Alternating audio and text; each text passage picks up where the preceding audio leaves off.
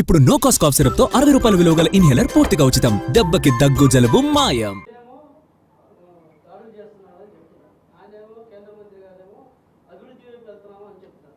అంటే దాడులు చేయటం వాళ్ళు దాడులు చేయడం వాళ్ళే కదా దాడు. ఇదే అభివృద్ధి. కేంద్ర మంత్రి గారు చెప్పే అభివృద్ధి రాత్రి 8 గంటలకి ముస్తఫా గారి కూతురు ఇల్లుని సోదా చేయటం అభివృద్ధి. అభివృద్ధి చేయడం నాకేం అభ్యంతరం లేదు. లేదు తలుపులు పగలగొట్టి నిరూపాక్ష అనే ఎమ్మెల్యేని సీసీ కెమెరాలు కూడా పగలగొట్టేసి తీసుకురావటమా? ఇదేనా అభివృద్ధి? నీ అభివృద్ధి ఏంటి చెప్పమంటున్నాను. ఇది ఖండించుకోకుండా అభివృద్ధి అంటే అభివృద్ధి ఏంటి నాకు అర్థం కాలేదు. ఓకే,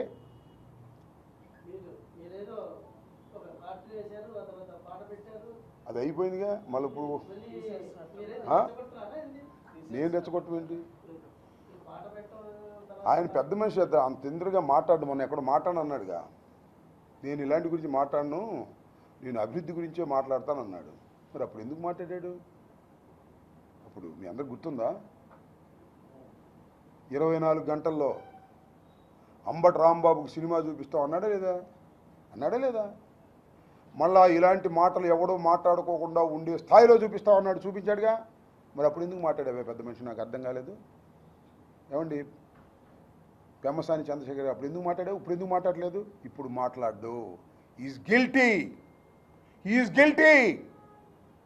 నేరస్తుడు, కేంద్ర మంత్రి నేరస్తుడు. అందుకే మాట రాదు. అడగండి అయ్యా. నన్ను అర్ధరాత్రి తీసుకెళ్ళి కొట్టడానికి ప్రయత్నం చేసిన వంశీని అడగండి అయ్యా. నన్ను అర్ధరాత్రి తీసుకెళ్ళి కొట్టడానికి ప్రయత్నం చేసిన గంగా వెంకటేశ్వరుని అడగండి అయ్యా. ఎవరి దగ్గర నుంచి ఫోన్ వచ్చిందో? ఇవాళ వంశీ డ్యూటీ లేడుగా, బయట అందరికీ చెవుల్లో చెబుతున్నాడు.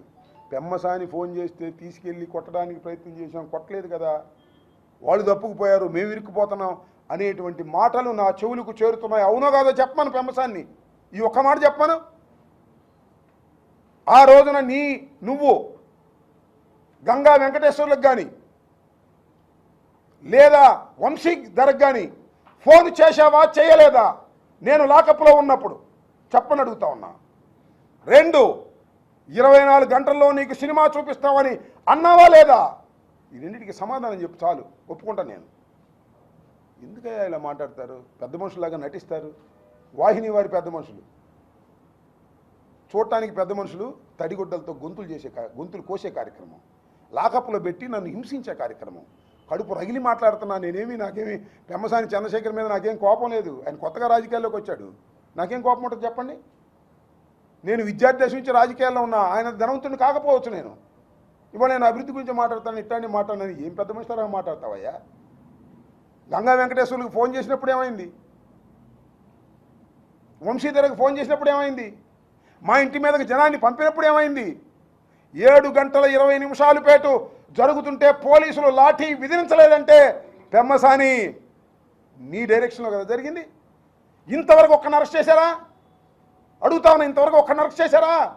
నా ఇంటి మీద దాడి చేశారు, దొమ్మి చేశారు, ఒక్కని అరెస్ట్ చేశారా అని అడుగుతా ఉన్నా. ఎందుకు అరెస్ట్ చేయరు?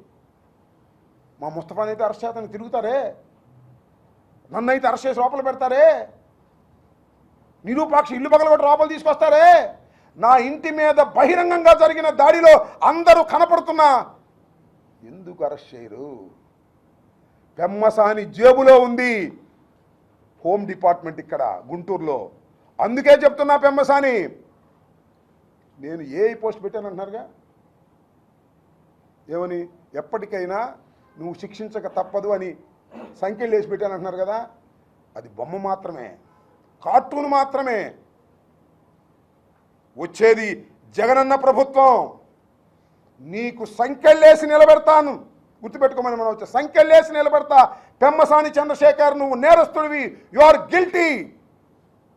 గుండె బరువుతో చెప్తున్నా. నా ఇంటి మీద దాడి గుర్తొచ్చి చెప్తున్నా. నా కారులు పగలగొట్టిన సంఘటన చూసి చెప్తున్నా. నా కుటుంబ సభ్యుల్ని వేధించిన సంఘటన గుర్తొచ్చి చెప్తున్నా. You are guilty. నిన్ను కార్టూన్లో కాదు, రేపు చట్టబద్ధంగా సంఖ్యలేసి చూపించేంతవరకు నిద్రపోను నేను, గుర్తుపెట్టుకోమని కూడా ఈ సందర్భంగా చెప్పదలుచుకున్నాను. ఏంటి వ్యక్తి హననం చేసేది? అంతకన్నా పెద్ద పెద్ద హననాలు చేస్తున్నారు వాళ్ళు. టీడీపీ కనెక్ట్స్ అని దానిలో ఇన్ని ఏ వీడియోలు పెడుతున్నారు చూడలేదా మీరు? ఐటీడీపీ అని ఎన్ని పెడుతున్నారు ఏలో చేసి, నన్ను ఎంత నీచంగా మాట్లాడుతున్నారు. అవి మాత్రం వాళ్ళకి కనపడవు. నేను కేవలం కార్టూన్ పెట్టాను అంతే, కార్టూన్ అండ్ దట్స్ ఆల్. ఇవాళకి ఉంది, నేను తీసేసాను అనుకున్నారు. నేను తీలా, వాళ్ళు తీశారు. ఇన్స్టా ఆపించాను నా చేత, నా ఇన్స్టా ఆపించారు. మళ్ళీ రివ్యూ చేసి మళ్ళీ వచ్చింది, అది వేరే విషయం. భావ ప్రకటన స్వేచ్ఛ.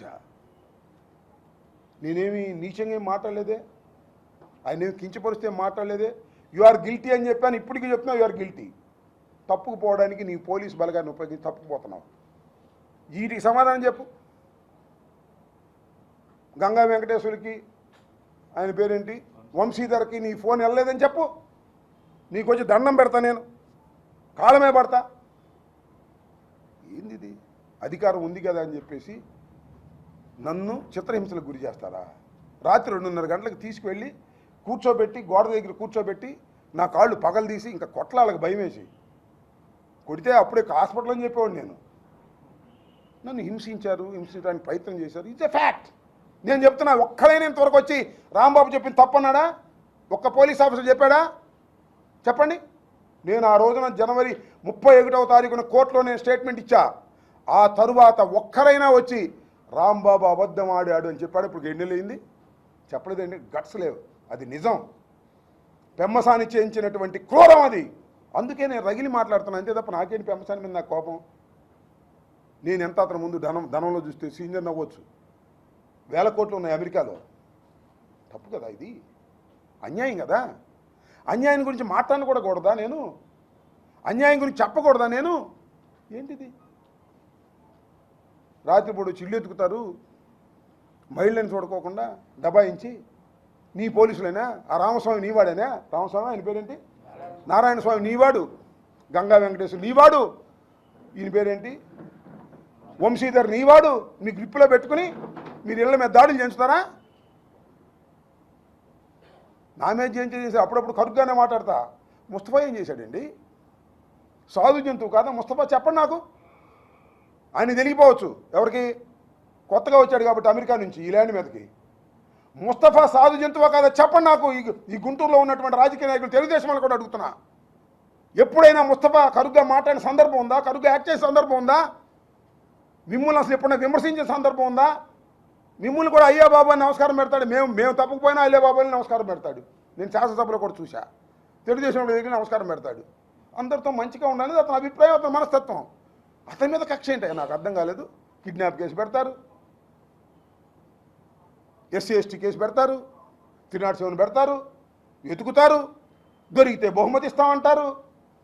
మామూలుగా వాడు రౌడీ షీటర్లను పెడతారే, ఫోటోలు పెట్టి అట్లా పెడతారా?